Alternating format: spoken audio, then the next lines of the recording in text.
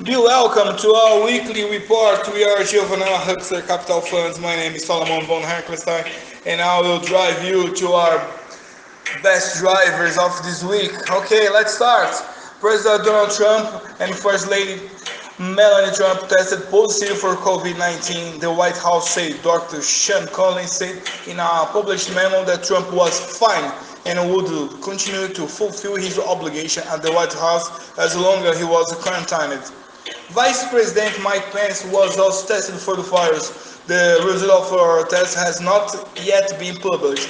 Trump appears to have contracted the Hope Hike virus, which tested positive on Wednesday and traveled with Trump for the first presidential debate in Cleveland.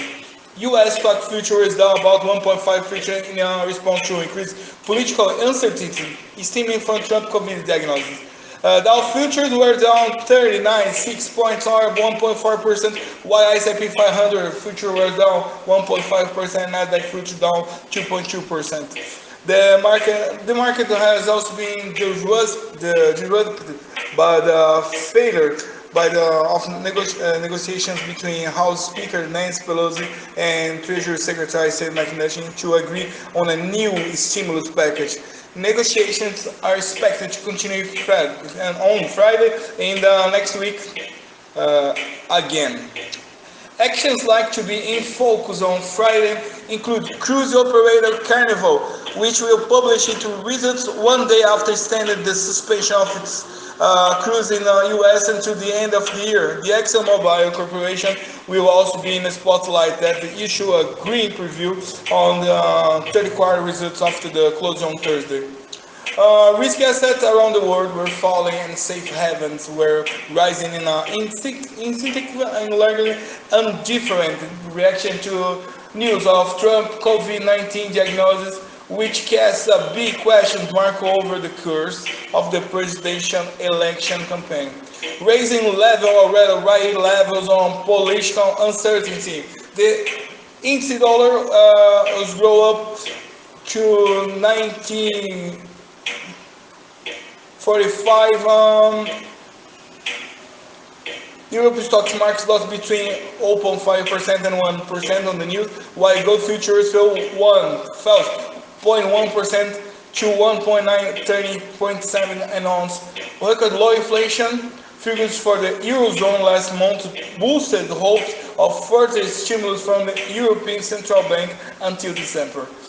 Payroll. The United States will publish its official labor market report for September against the backdrop of a better than expected ADP payroll report, but stubbornly high initial claims for unemployment and surge.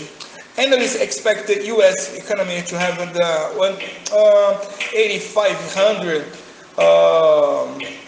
jobs in the month of mid-September, a slowdown of 1.37 million from last month.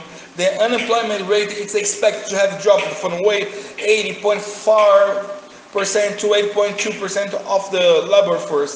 The number, while not a word, will not change the perception that the U.S. job market is in trouble, say Mike Chandler of Bannockburn Global Forex. After the payroll data comes the August factory order data on the University of Michigan Consumer Opinion Survey, both at 11 a.m. Crude oil price fell to their lowest level in nearly 3 weeks with the lack of programs of the stimulus package. The widespread of the coronavirus that the northern hemisphere moved into winter and the indirect effects of Trump diagnosis all coming to weak the feeling. The lack of a stimulus package has immediate effects on the U.S. aviation industry, which had returned to crisis mode in the absence of new government support. The problems in the airline industry have also served as interrupted in an attempt to recapitalize 5 billion euros by the manufacturer aircraft engines Rolls-Royce in the United Kingdom. U.S. oil futures were down 4% to 37.17 a barrel, while Brent futures were down 4% and 39.30 a barrel. The platform counts of Baker Hughes as usual. The weeks and the late afternoon along the CFTC data on a speculative positioning.